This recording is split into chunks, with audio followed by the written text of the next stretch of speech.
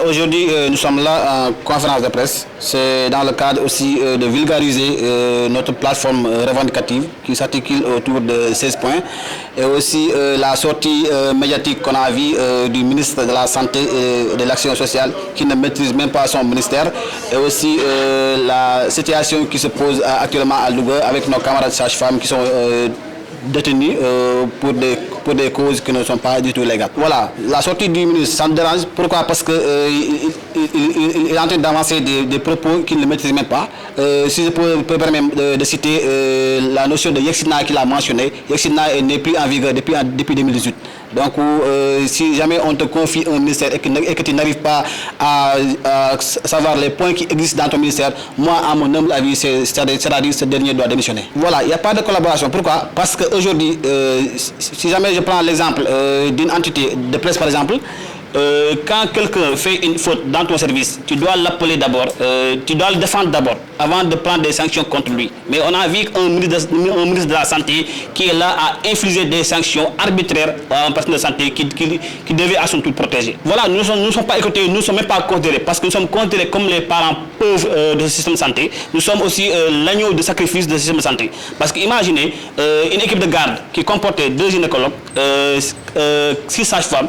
Maintenant, on se retrouve avec une condamnation de 4 sages-femmes et les 2 autres sont à la liberté provisoire et les 2 gynécologues, on n'en parle même pas. Voilà, par exemple, imaginez, si je prends à limiter au personnel de santé communautaire, ce qu'on appelle les agents de santé communautaires, qui travaillent nuit et jour à nos côtés. Les matrones sont là, les blancardiers sont là, les badjans sont là pour la sensibilisation, travaillent matin, midi, soir, qu'il pleuve ou qu'il neige, ces braves agents sont là derrière nous à nous accompagner. Mais si je vous dis aujourd'hui qu'ils n'ont même pas 25 000 francs de salaire, vous ne l'allez pas me croire. C'est très décourageant et très ignoble. Voilà, à Louga, on a vu une sage-femme qui était de garde. La sage-femme, comme on le constate dans un service de santé, il y a d'abord le médecin ou le gynécologue qui donne des ordres et la sage-femme applique. Nous, en tant que paramédicaux, on est les premiers et les derniers au chevet des patients. Le médecin, il est en contact du patient que lorsque ce dernier vient en consultation. Il est là dans son bureau ou bien même dans son domicile pour donner des ordres téléphoniques aux paramédicaux. Maintenant, la dame devait subir une intervention chirurgicale, une césarienne en urgence. Tout le monde sait que dans une structure de santé, ce n'est pas la sage-femme qui est habilitée à faire une césarienne à quelqu'un.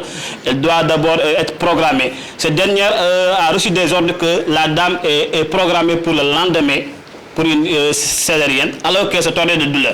La sage-femme a rendu compte à son supérieur direct qui est le gynécologue. Ce dernier lui a incité à l'oreille que dis-lui qu'elle est programmée pour demain.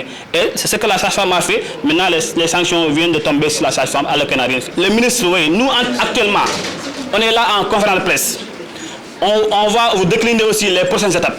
Parce que demain, rien ne peut vous garantir que demain nous ne serons pas sur le terrain en train de marcher pour la démission et le départ de ce ministre qui est incompétent à gérer son ministère. Ouais. Voilà, ici par exemple, si on prend l'exemple du centre de santé, tu te lèves un bon matin, on t'affecte un personnel dont tu ne sais même pas sa qualification. Alors que nous, on n'a pas besoin des mécaniciens ni des menuisiers, on a besoin des personnels de santé avec des contrats dignes de ce nom.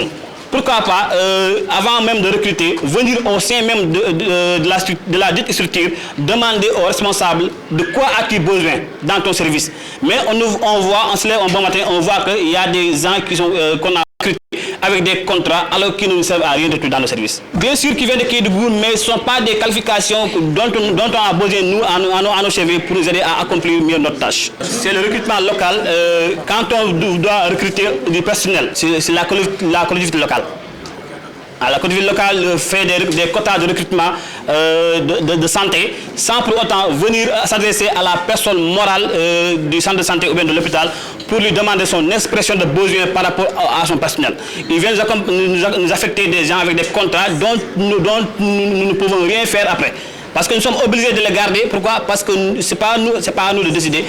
Ils ne nous ont pas demandé notre avis avant de faire ce recrutement ou bien ce contrat. Donc aussi, si je peux en revenir aussi sur le système indemnitaire du personnel. Aujourd'hui, on a même honte d'aller faire la queue avec un enseignant ou bien un autre de notre corps à la banque, rien que pour cacher notre maigre salaire, notre maudit salaire, si je peux me permettre, que nous recevons chaque fin du mois. Alors que nous sommes au devant est derrière de toute la chaîne. Parce que quelqu'un aujourd'hui encore, si vous êtes journaliste et que vous n'avez pas la santé, vous ne pouvez pas exercer. Si vous êtes ministre alors que vous n'avez pas la santé, vous ne pouvez pas exercer, ainsi de suite, ainsi de suite. Donc nous sommes les parents pauvres de ce système de santé.